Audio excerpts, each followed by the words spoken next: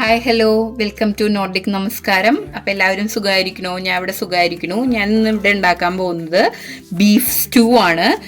നമുക്ക് അപ്പത്തിൻ്റെ കൂടെയും ബ്രെഡിൻ്റെ കൂടെയും ഒക്കെ കഴിക്കാൻ പറ്റുന്നത്. അതിനുവേണ്ടി ഞാനൊരു 400 ഗ്രാംസ് ഓഫ് ബീഫ് കട്ട് ചെയ്തെടുത്തിട്ടുണ്ട്.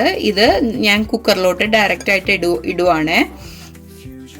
അതിനുശേഷം ഞാൻ അതിലേക്ക് ഇടാൻ പോകുന്നത്, ഞാനൊരു മിക്സ് ഉണ്ടാക്കി വെച്ചിട്ടുണ്ട്. അത് പെരിഞ്ജീരകം, പിന്നെ ഒരു കഷ്ണം ഇഞ്ചി, അതുപോലെ തന്നെ 4 പച്ചമുളക്, ഇത്രയും നന്നായി ക്രഷ് ചെയ്തിട്ട് അതാണ് ഞാൻ ഇതിലേക്ക് ഇടാൻ പോകുന്നത്. പെരിഞ്ജീരകം, പച്ചമുളക്, ഇഞ്ചി, കുരുമുളക്, ഇത്രയും.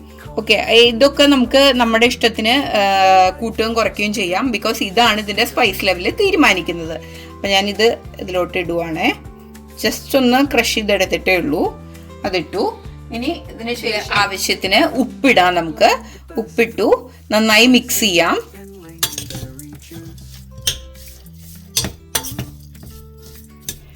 എന്നിട്ട് ഇതിലേക്ക് ആവശ്യത്തിനുള്ള വെള്ളം ചേർത്തിട്ട്, അതായത് ഇത് മുങ്ങിക്കെടുക്കുന്ന രീതിയിൽ വെള്ളം ചേർത്തിട്ട് നമുക്ക് കുക്ക് ചെയ്തെടുക്കാം. 5 വിസിലാണ് ഞാൻ സാധാരണ കൊടുക്കാറ്. 5 വിസിൽ കൊടുത്തിട്ട് വേവിച്ച് എടുക്കാം നമുക്ക്. കുക്കറിന്റെ വിസിൽ 5 എണ്ണം പോയി കഴിഞ്ഞാൽ നന്നായി വെന്ത് കിട്ടിയിട്ടുണ്ട് നമുക്ക് ബീഫ്. ഇവിടെ ഞാൻ കട്ട് ചെയ്ത് വെച്ച ഓണിയൻ, ക്യാരറ്റ്, പൊട്ടറ്റോ ഇതിടുവാണ്. എനിക്ക് വെജിറ്റബിൾസ് ഒരുപാട് ഇഷ്ടമായതുകൊണ്ടാണ് ഞാൻ ഇത്തിരി കൂടുതൽ ക്വാണ്ടിറ്റിയിൽ ഇട്ടത് കേട്ടോ. നിങ്ങൾക്ക് അതൊക്കെ നിങ്ങളുടെ ഇഷ്ടത്തിന് ഇത് ചെയ്യാം. എന്നിട്ട് ഇതൊന്ന് വീണ്ടും ഒരൊറ്റ പ്രഷർ കുക്കിന് ഒരൊറ്റ വിസിലിന് കൊടുക്കുകയാണേ. ഒറ്റ വിസിൽ കഴിഞ്ഞപ്പോഴത്തേനും നമ്മുടെ വെജിറ്റബിൾസ് ഒക്കെ നല്ല രീതിക്ക് വെന്ത് കിട്ടിയിട്ടുണ്ട്. ഇനി അതിലോട്ട് ഞാൻ ഒരു പിടി ഫ്രോസൺ പീസ് ഇടുവാണ്. അത് വേകാനായിട്ട് അധികം ടൈം വേണ്ട നമുക്ക്. ഈ ടൈമിൽ ഞാൻ ഇതിലേക്ക് ആഡ് ചെയ്യുന്നത് ഹോൾ സ്പൈസസ് ആണ്. എൻ്റെ കയ്യിൽ ഹോൾ സ്പൈസസ് ഇരിപ്പില്ലാത്തതുകൊണ്ട് ഞാൻ കുറച്ച് ഗരം മസാല, അതുപോലെ കുറച്ച് കറുവപ്പട്ട പൊടിച്ചത്, അതുപോലെ തന്നെ കുറച്ച് ഏലക്കായ പൊടിച്ചതും കൂടെയാണ് ഇട്ട് കൊടുക്കുന്നത്. നിങ്ങളുടെ ഇഷ്ടത്തിനനുസരിച്ച് നിങ്ങൾക്കത് ചേഞ്ച് ചെയ്യാവുന്നതാണ്. വളരെ കുറച്ച് മതി, ഓവർ പവർ ചെയ്ത് നിൽക്കണ്ട കേട്ടോ. അതിനുശേഷം ഞാൻ ഇതിലേക്ക് നന്നായി കട്ടിയായിട്ട് കുറുക്കിയെടുത്ത തേങ്ങാപ്പാലാണ് ഒഴിക്കുന്നത്. നിങ്ങൾക്ക് ഒന്നാമത്തെ പാല് ഈ ടൈമിൽ ഒഴിച്ചു കൊടുക്കാം, കട്ടിയുള്ളതാവണമെന്ന് മാത്രം.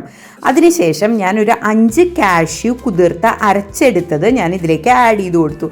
നല്ല ക്രീമി ടെക്സ്ചർ കിട്ടാൻ വേണ്ടിയിട്ടാണ് ഞാനിങ്ങനെ ചെയ്തത്. ഇത് ആഡ് ചെയ്ത് കഴിഞ്ഞാൽ പിന്നെ കൂടുതലായിട്ട് വേകേണ്ട ആവശ്യമില്ല. ഒന്ന് നന്നായി വന്നു കഴിഞ്ഞാൽ ഇതിലേക്ക് ക്രഷ്ഡ് പെപ്പർ അല്ലെങ്കിൽ പെപ്പർ പൗഡർ നിങ്ങൾക്ക് ആഡ് ചെയ്ത് കൊടുക്കാവുന്നതാണ്.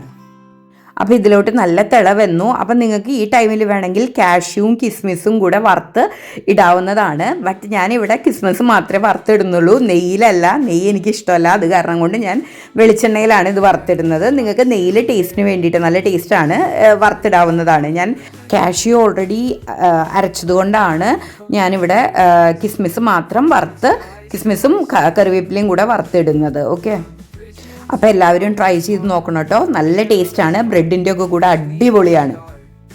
Thanks for watching. Bye, take care.